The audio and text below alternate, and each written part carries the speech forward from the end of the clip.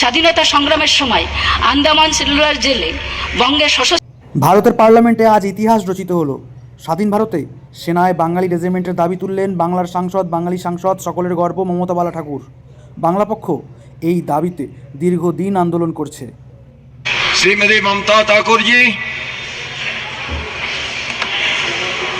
Sir mic sir, আমাকে zero আরে বলতে দেওয়ার জন্য আপনাকে ধন্যবাদ জানাই।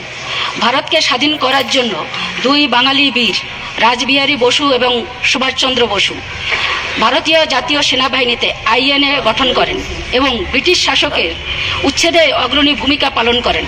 স্বাধীনতা সংগ্রামের সময় আন্দামান সেলুলার জেলে বঙ্গের সশস্ত্র বিপ্লব এবং তার জনগণের সাহসের সাক্ষ্য হিসেবে দাঁড়িয়ে আছে।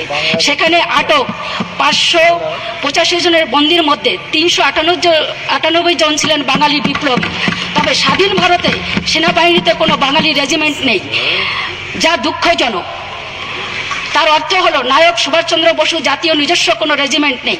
মজার বিষয় হলো ব্রিটিশ শাসকের সময় প্রথম বিশ্বযুদ্ধে সেনাবাহিনীতে বাঙালি রেজিমেন্ট ছিল, কিন্তু আজ স্বাধীন ভারতে তা নেই। হিন্দিভাষী প্রার্থীরা হিন্দিতে পরীক্ষা দিতে পারেন, অন্যদিকে বাঙালি যুবকরা বাংলা ভাষায় পরীক্ষা দিতে পারেন না। এই বাধা সত্ত্বেও 54,871 জন বাঙালি ভারতীয় সেনাবাহিনীতে কর্মরত রয়েছেন।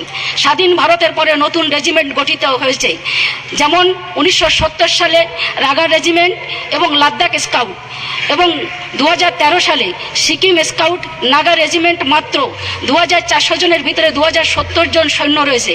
যদি একটি বাঙালি রেজিমেন্ট তৈরি করা হয়, তবে লক্ষ লক্ষ যোগ্য বাঙালি যুবক ভারত মাতার সেবা করার সুযোগ পাবে। সুভাষচন্দ্র বসু, ক্ষুদিরাম বসু, মাতঙ্গিনী হাজরা এবং সূর্য সেনের বংশধররা জাতীয় নিরাপত্তার জন্য নিজেদের উৎসর্গ করতে প্রস্তুত।